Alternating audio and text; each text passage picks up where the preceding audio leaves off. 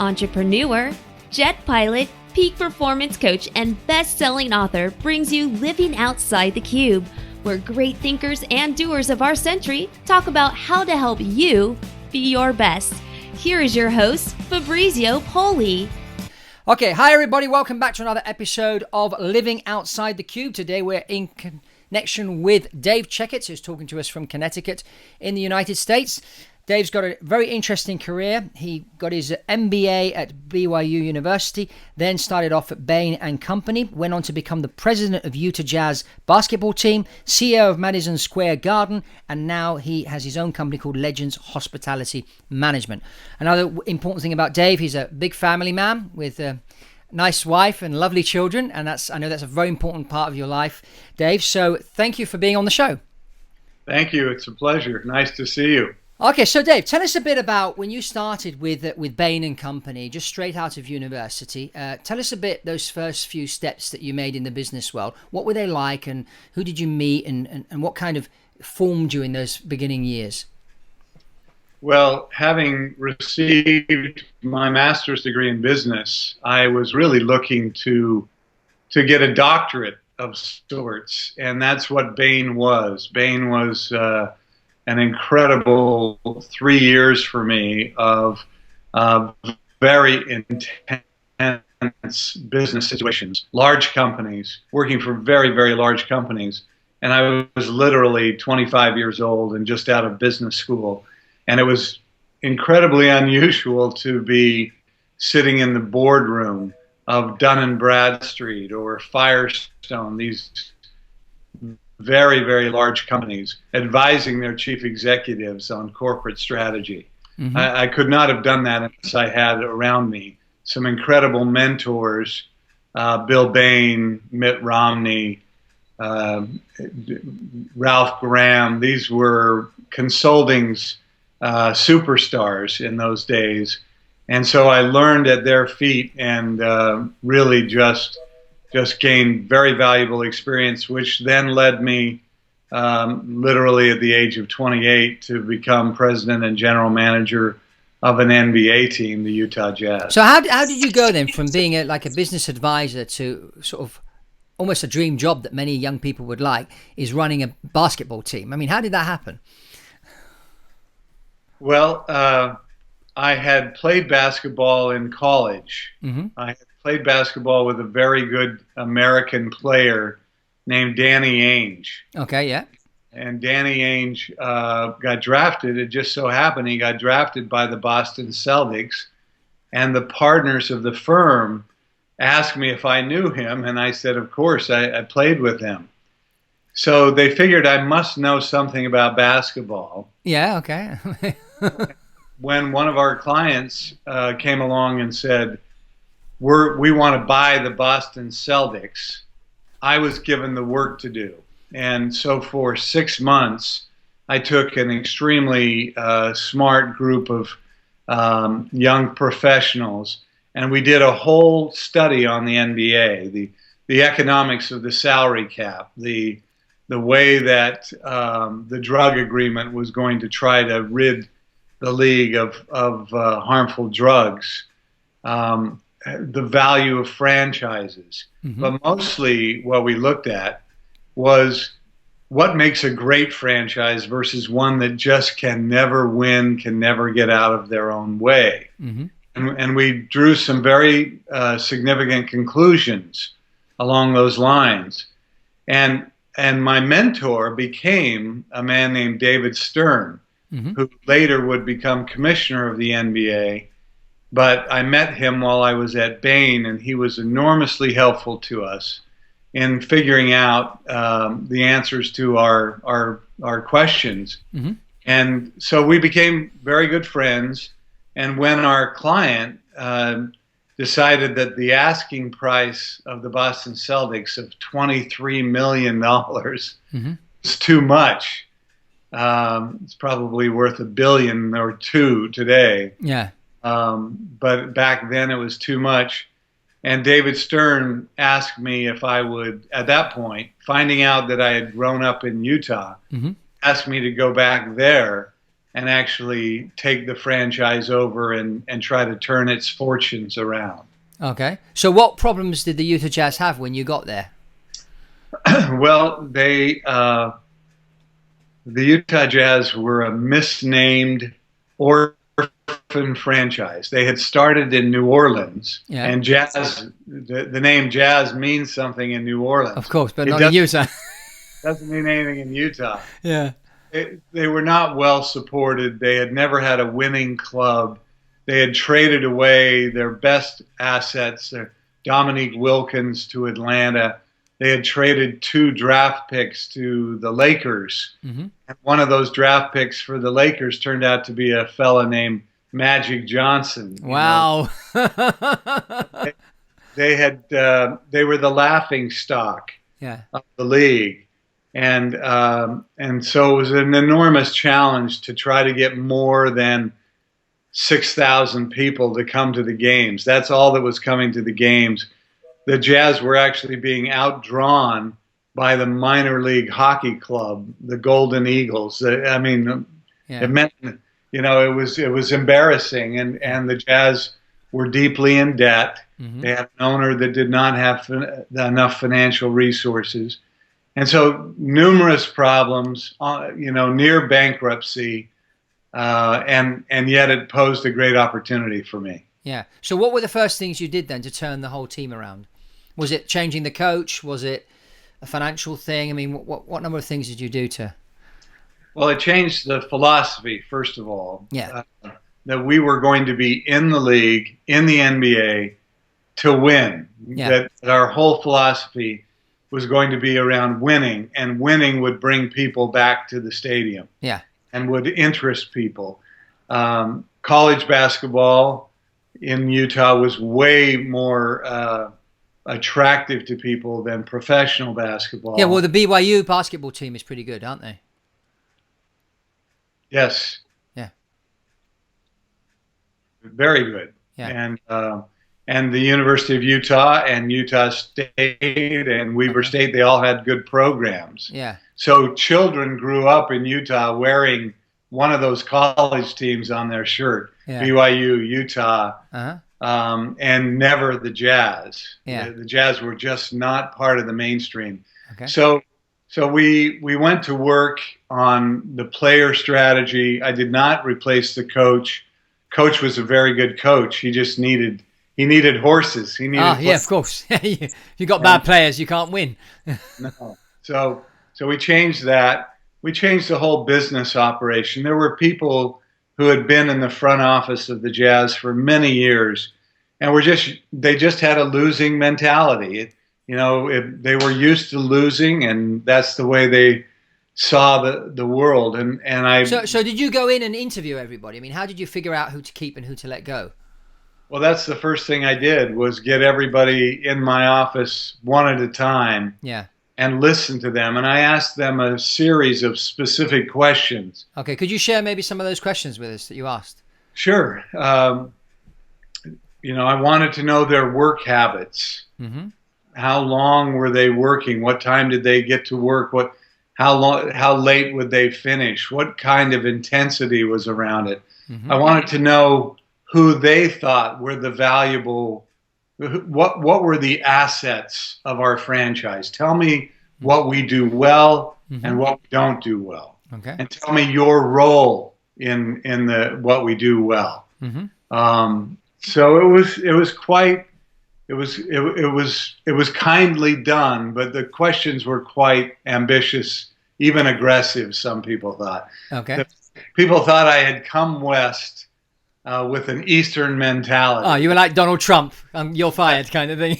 Yes, I was New York, Boston, and that was not going to work in Salt Lake City. Yeah. So I also wanted to know from them what they thought stood between us and becoming a first-class franchise, one of the top 5 franchises in the NBA. What stands between us? What do we have to do to get there? Okay. And I could tell very quickly by those questions whether people were truly engaged or whether they were just biding their time until the next shoe dropped. Yeah.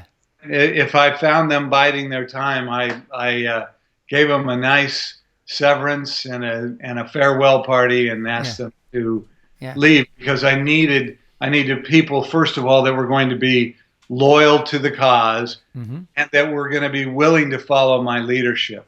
Yeah. So how long did it take you to turn the team around?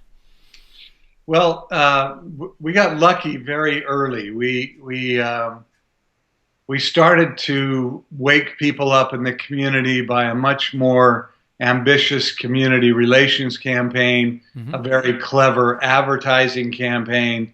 And then we started programs outside of the performance of the team. We started programs that people could really buy into.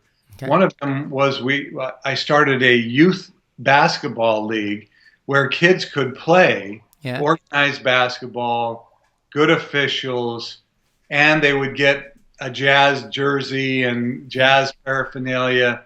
And so kids started to wear that. So was it a Utah Jazz junior team then? Yes, it was called Jazz Youth Basketball. Oh, okay, that's a good idea. Today there's over 200,000 kids that play in that league. Wow. So it was very successful. We also started a summer league outside of the regular games, where we would invite people to come for free to the arena, and watch the newer, younger stars as they developed in kind of a youth basketball league. Yeah, that was an attempt to tie it together with the popularity of college basketball. So, so kids who had just graduated from BYU, Utah, Utah State would come and play in an attempt to become a professional. They'd come and play in our league. And that allowed us to show the difference between the pro game and the college game. Yeah. Because many of their heroes at the college level couldn't make it in the professional leagues, and they would see the difference in talent and ability, and it was quite stark to them. Yeah. Okay. So what made you leave there and go to Madison Square Garden? Was Madison Square Garden your next step? No, I actually left the Jazz after 8 seasons. Yeah. Very successful seasons. We drafted Karl Malone, who became one of the all-time greatest players, John Stockton, and suddenly we had a really powerful franchise, very, very strong franchise.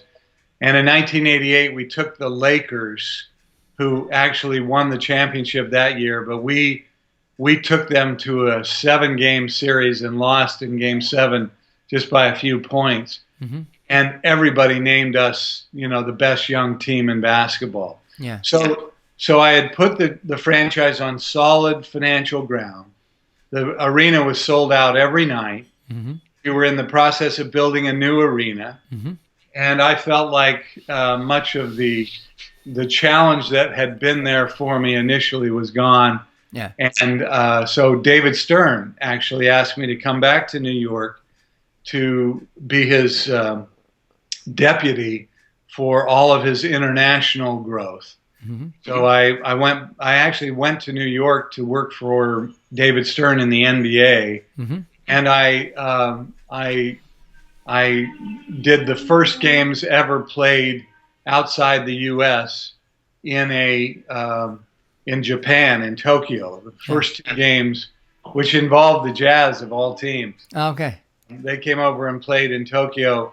I was only there 6 months when the New York Knicks, who were also a team at that point in disarray, asked me to come and become president, and I did that in 1991. Okay, so how long did you spend with them? So they were in a similar situation to the Utah Jazz when you joined them?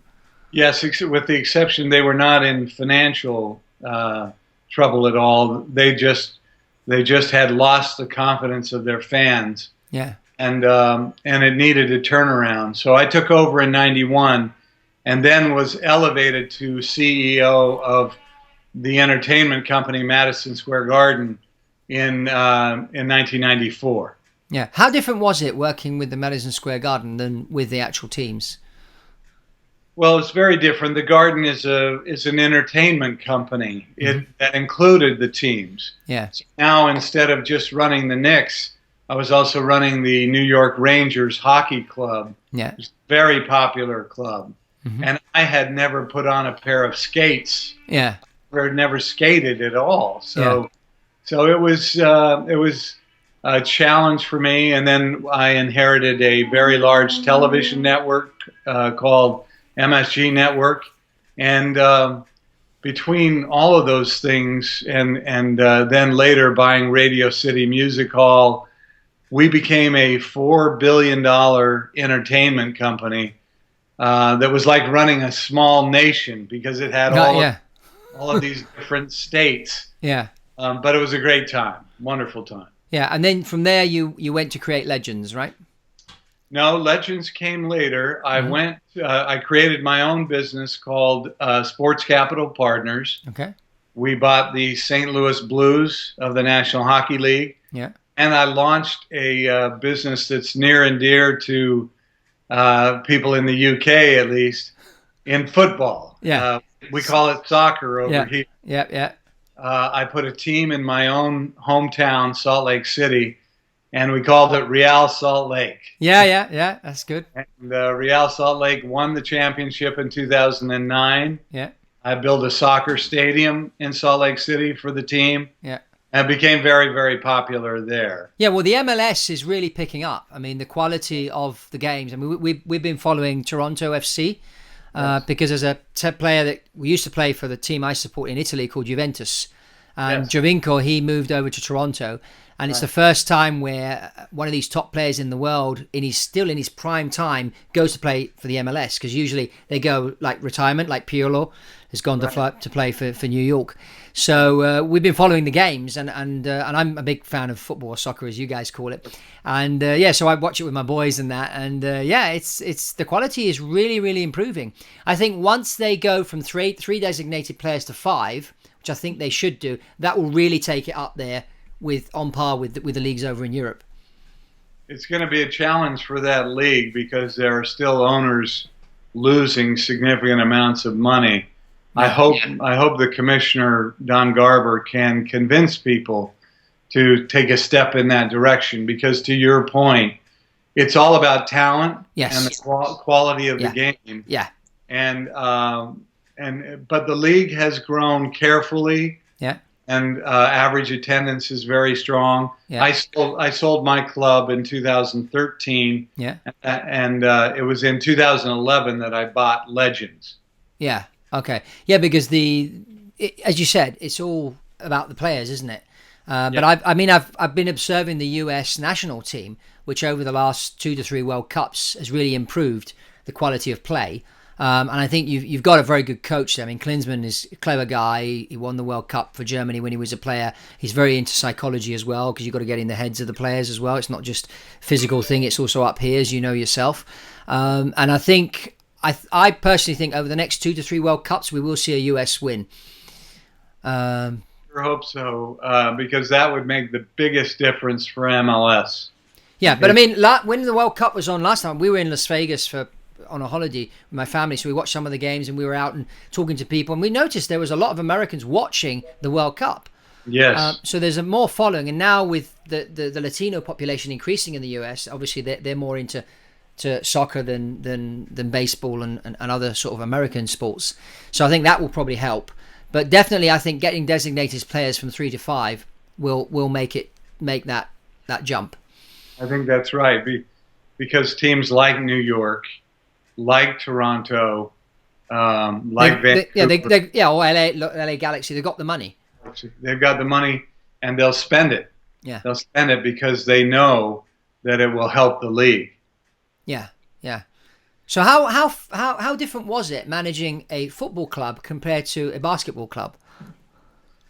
Well, it's very different, but football was very much like hockey in this respect, that it's a team game. Yeah, it really is a team sport, and you have to develop a chemistry where these guys play for each other. They want collective success of the team. Now in the NBA, you can a huge difference will be made by one player. Okay, yeah. But in hockey or in soccer, you might get a little bit better. Yeah. but you need the right parts, you need the right positions filled, and then you need a team chemistry of this playing for each other. That's what we had in 2009 when our team beat the LA Galaxy and David Beckham for the MLS Cup. Yeah. That's good. So tell us a bit about what you do now and with Legends and how you're helping with this branding that you do with all the different teams around the world.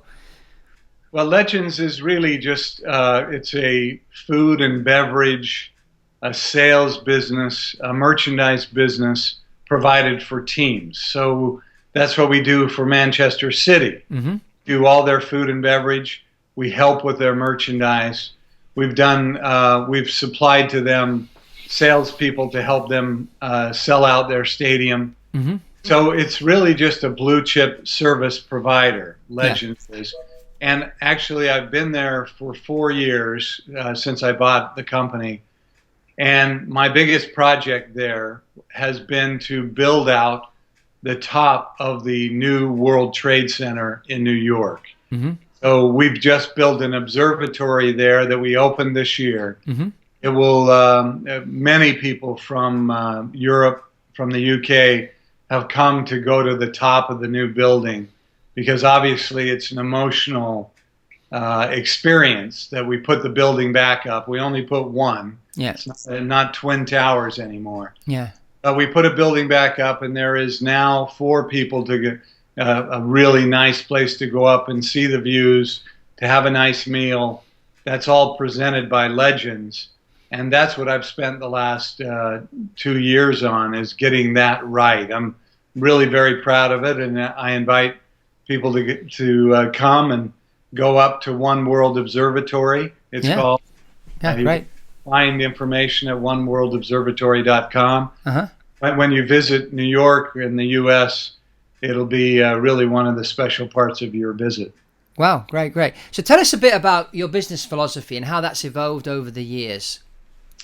Well, this started out actually at the Jazz, and it's a very strong part of how I feel businesses really succeed, and that is you have to do things first class or don't do them at all. Mm-hmm. If you're going to do something in your business, you have to make sure that quality is there. Now, it depends on the market segment that you're trying to serve. Yeah. I understand in certain places that in a price segment, maybe quality is not as strong. But in professional sports, for instance, with Legends, mm-hmm. we want, at Manchester City, we want 5-star quality food. Yeah. And we recognize that people are going to be in their seats excuse me, when the game starts. Mm-hmm. And then at halftime, they're going to go charging out, and they want to be served quickly. Yeah. And well, so that they can be back in their seats. Yeah. So we dramatically increased the quality of the pies, for instance. Yeah. The quality of the meat in the pies. Mm-hmm. Made them fresh. They were not frozen. We actually made them fresh. And people started to understand when they were at a game mm-hmm. that this was a difference in quality. Yeah. The same is true in merchandise. You know, so much of the licensed merchandise of professional teams throughout the world is just done really, really not in a high quality way. Mm-hmm. You might buy a T-shirt that after one washing looks like it's 10 years old. Yeah, yeah. We wanted to change all of that. So very high quality merchandise, high quality food and beverage. When I was at the Garden or at the Jazz, it was the same was true. Don't do anything in the arena, on the floor, that isn't first class all the way. Mm-hmm. And people start to realize that you're a high quality business, and they begin to develop a trust for the brand. Yeah. And they know that you're going to perform, mm-hmm. and they know that you're going to do what you say you're going to do. Yeah. Those are some of the ways I've approached business. Yeah. So how do you think the internet is changing the way people do business? Well, it's changing it dramatically. My sons have started a business in the U.S. In what is called the athleisure segment. Okay. Athleisure is clothing like I happen to be wearing Okay. right now, which is good for exercise, Yeah. but also good for leisure. Okay. That's what the title athleisure means. Okay. Yeah. That's interesting. Yeah. So they've started a company called Rhone, like the river, Rhone, Rhone. Okay. Yep. Roan. Yep. And Rhone makes these athleisure garments that basically, and it's really for men. Yeah. It's garments that men would wear to exercise, but they look good when you're just in casual, playing with the kids, Yeah. going to the kids' soccer game. Yeah. And you know, if this had happened 20 years ago, my sons would probably be opening stores and finding ways to get the product out there. And sure enough, they are in Nordstrom's and Bloomingdale's and other stores in the U.S., but their sales are almost strictly online. And they introduce every new product online, and they're being very successful. So the amount of reach that is available because of online distribution, the number of people that you can expose to your product very quickly, the way that you can engage people all over the world without building bricks and mortar, it's staggering, and it's changed everything in the way business is done. Yeah. Do they manufacture their products in the US, or do they have them made elsewhere? No, they're made in China. Okay. They are made. They started on the premise that no real man should ever wear anything called Lululemon. Okay. I don't know whether you're a Lululemon wearer. No. Lululemon is a very popular brand in the U.S. Okay. And it was mostly a women's yoga brand. Okay. That has expanded. And so their whole premise is no man should ever wear anything called Lululemon. Okay. Plus, this Rhone culture was born, and it's men who work out, men who take their roles seriously. The whole culture, and mostly built, in fact, totally built on the backs of digital introductions. Yeah. So how is it influencing your business with Legends, do you think? I mean, with social media and that, people going to the game, then posting photographs on Facebook and stuff like that. How is it, and do you sort of, when you plan things, what's the strategy there to get people to sort of engage on the social media platform about their experience watching Manchester City, for example? Right. Even at Manchester City, we have people going through the crowd now. Excuse me. Yeah. This is a very different culture in the U.S. Yes. So we can't bother people during the game. Yeah. Oh, yeah, because they have to. No, they're on the field. Yeah. But so we do have exit interviews where someone leaving the game, if they'll take a minute, we hand them an iPad. Yep. They answer 5 questions about their experience. Yep. They give us their name and email address, and then we use that when the next game is. We use this database that we've set up to say, here's this special, or we've done this with the pies, or here's a new menu item. So we're using social media all the time to try to enhance the customer experience and to get feedback from them about what they like and don't like. Now, what's your view on sports being developed over in Asia? I mean, in the Far East. I mean, are you thinking of going over there? Because they don't have that many sports teams. I know the Japanese are pretty good at baseball, and now and again they beat the Americans at baseball. But apart from that, there aren't really any upcoming teams. I mean, I know the Chinese have tried to they got into football. They hired the former Italian national team coach that won the World Cup. He was training, I think it was Guangzhou was the team, and they won the league in China 2 years running or something like that. What have you had any sort of to do with that part of the world? No, we have not gone to the Far East yet. Okay. There's so much opportunity for us in North America and in Western Europe. Yeah. That's where we have focused. The company's only 5 years old. Yeah. And so we're a startup, and eventually we'll get there. Yeah. But Asia is, it's not as far behind the rest of the world competitively, Yeah. as you might think. Yeah. But in terms of the customer experience at a sports event, it's way behind the rest of the world. Yeah, yeah, that's exactly what I was thinking, because I mean, in England, the whole experience when you go to a football match is good, where with the hospitality and everything. That, for example, you take a country like Italy, the only team that has their own stadium is Juventus, and Right. and all the other teams share. And I think, but there again, the Agnelli family who own Juventus, they're very sort of Americanized in their mentality. They all speak fluent English. They went to school in the US or Canada and the UK, and so they bring that mentality to football in Italy. And so, but they're the only ones. I mean, the owner of Roma Football Club is an American, Right. but they haven't really done it. I think they've just said they're going to build a stadium now, but they haven't really taken it there. In Germany, it's not quite there yet either. It's only really in the UK where they've kind of Americanized the way of going to a sports game.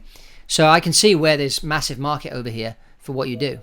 Well, and in terms of Italy, you got another problem there, which is there's pretty good food available in that country. You know, Yes, that's true. people are really fussy about how they eat, they Yes. cook. It takes a long time.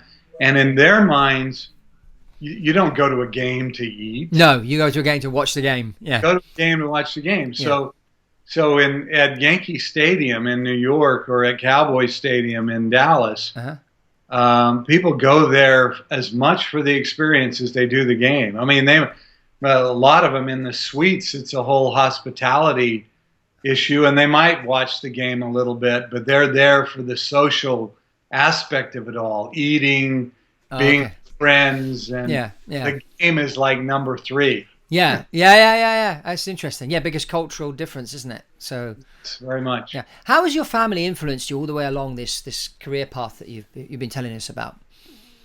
You mean the family I grew up in, or my No. I mean your wife and your children, because you've got a large family. So tell us a bit about going through all these steps career-wise.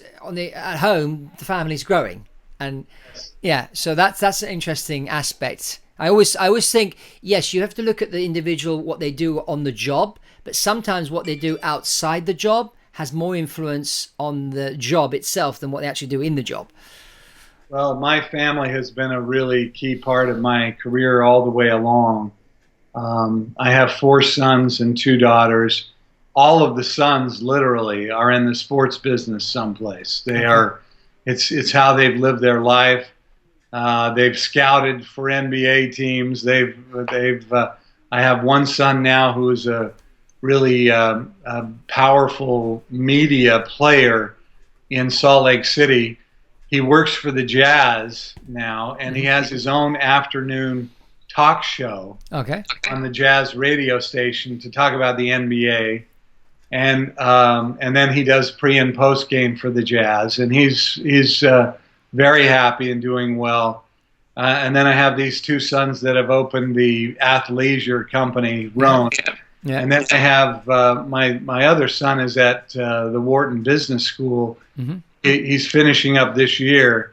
He's going to Bain. He's going to Bain and Company in Boston after this year.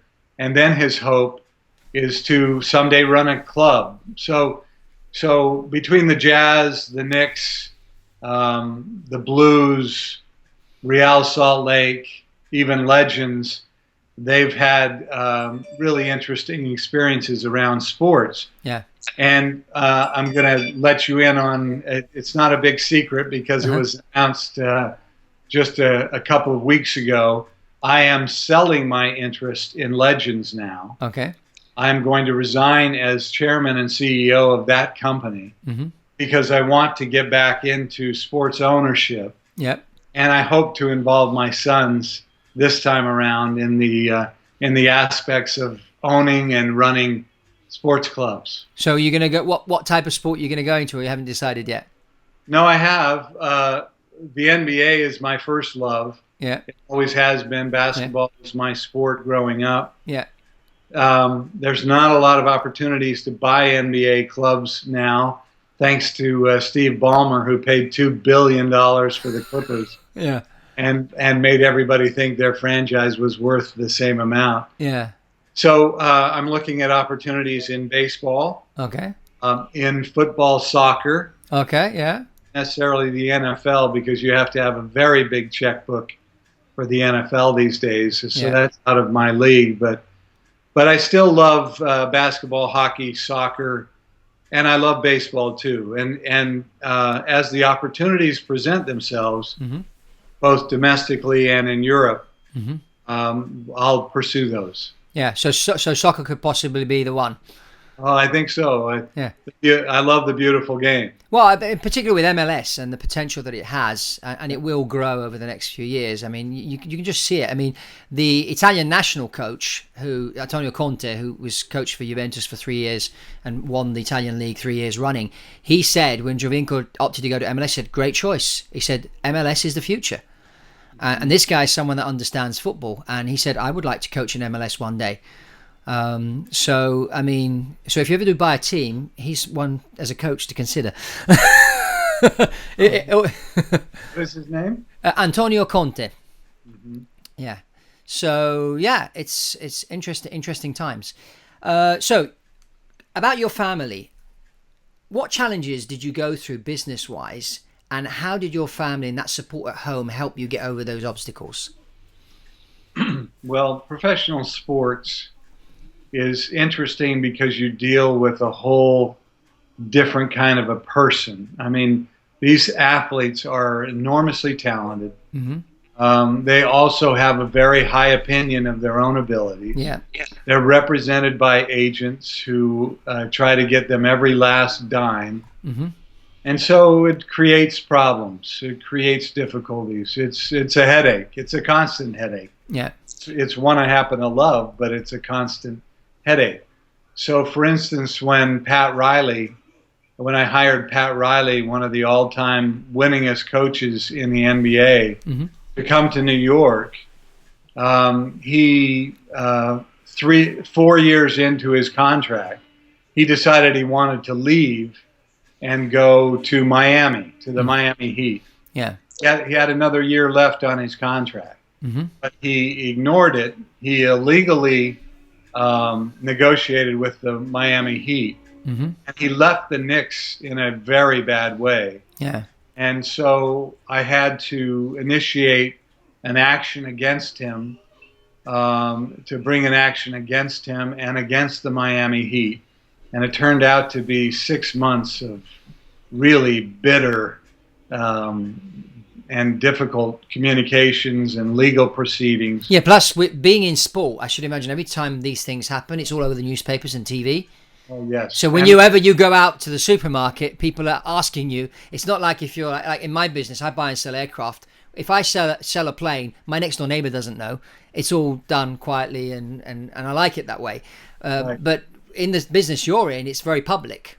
So that must be a challenge. I had to stop taking the train back and forth into New York City because if I wanted to take a nap, invariably someone was going to wake me up and ask me about this. Yeah, yeah. It just got old, and Yeah. But during that time and during other times like that, and there were many other times like that, Uh-huh. my family became the rock that I leaned on. Yeah. Well, and one of the ways I did that, because we are a family of great faith, Yes. I let my employers know that I could not be there on Sunday. Sunday has turned into a big sports day Yeah. in the U.S. Yeah. Same here.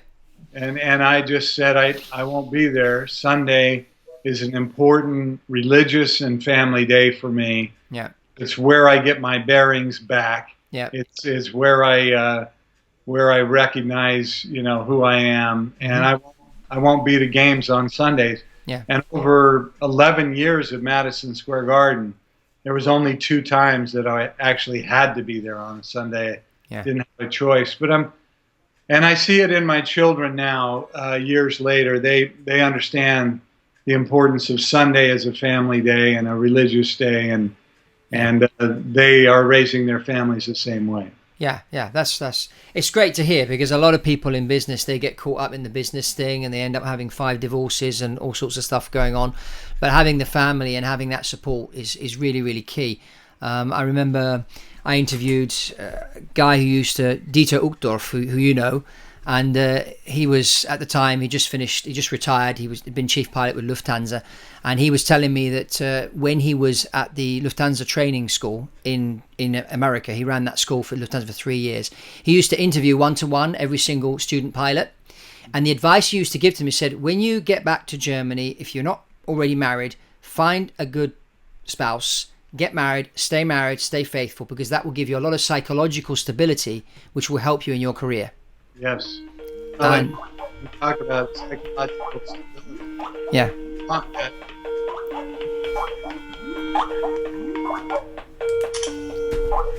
You still there? Yes. Yeah, keep going.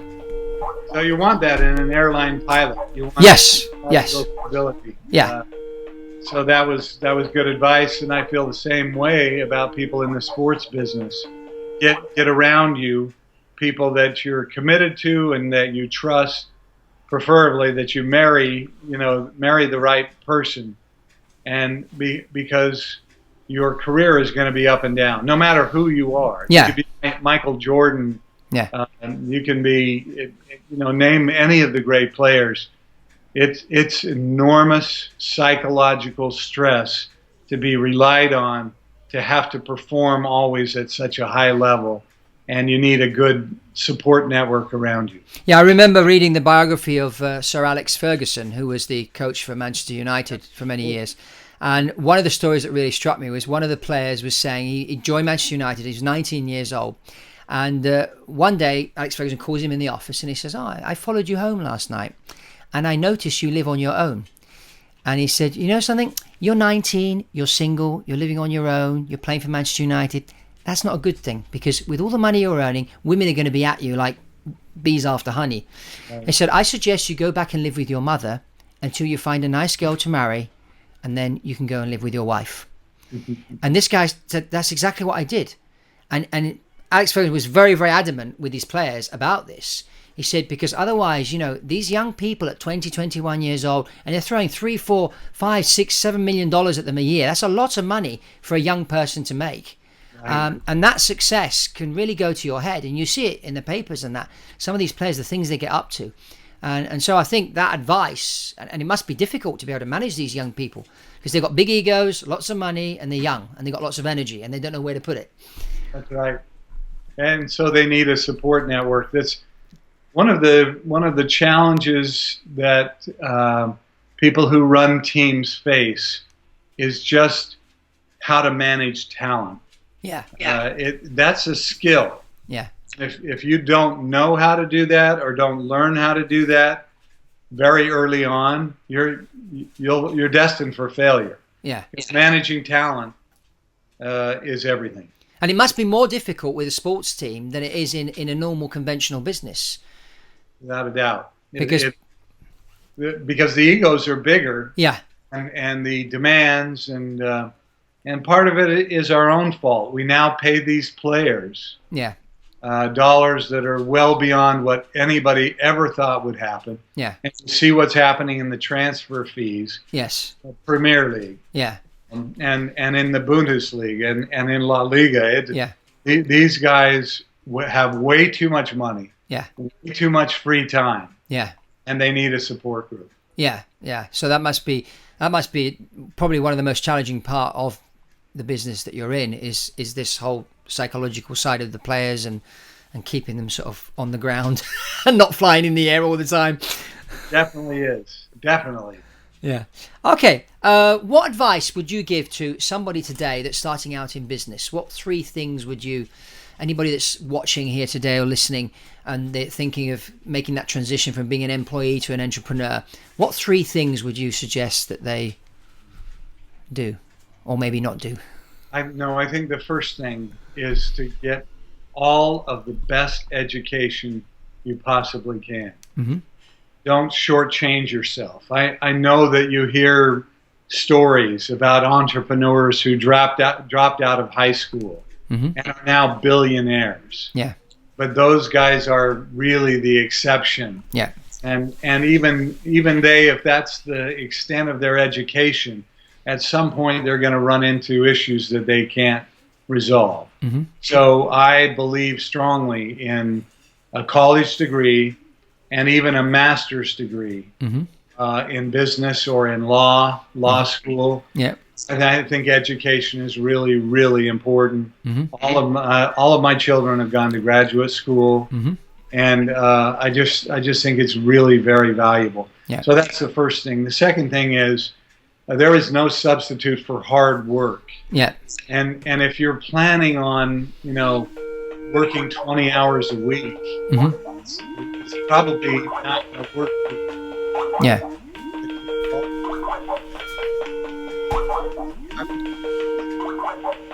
Yeah.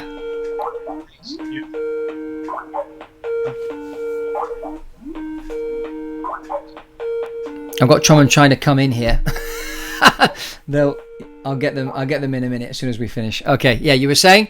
So number 2 was hard work. Is hard work. Be prepared to work hard, and to work hard, number of hours. Yeah. You have to be committed to the purpose. You have to love your work, and then you have to work it.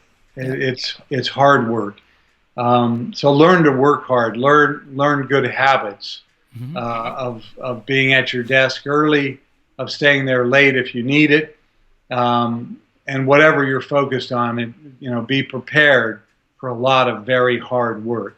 And then the third thing is, in terms of, it's a little bit like we talked about, your support network. Have some sort of balance to your life. Meaningful interests outside of work that help you be a well-rounded individual. Hobbies and your dedication to your loved ones and family. So keep a balance. And along with that, there's no substitute, in my view, for people of integrity. Yeah. People who are really good people, that they tell the truth, they value their word, and if they tell you they're going to do something, you can bank on it, you can count on it, you know it will happen. So integrity, character, those people mean a lot to me. Those are the people I try to hire. Yeah. Okay, Dave, it's been great talking to you. And how can, now obviously you're leaving Legends, so how can people find you if they want to contact you? And that, are you going to have a website, or are you going to be publishing something soon? Well, I actually have, even now, my own private equity fund. Yeah. And that was how I bought Legends. Yeah. The fund. The fund is called Checketts Partners Investment Fund. Checketts Partners Investment Fund, or CPIF. So Checketts Partners Investment Fund. Investment Fund, yep. And people can reach me at DW Checketts, CHECKETTS, at CPIF.com. Okay, got that. CPIF.com. Okay, thank you very much for being on the show.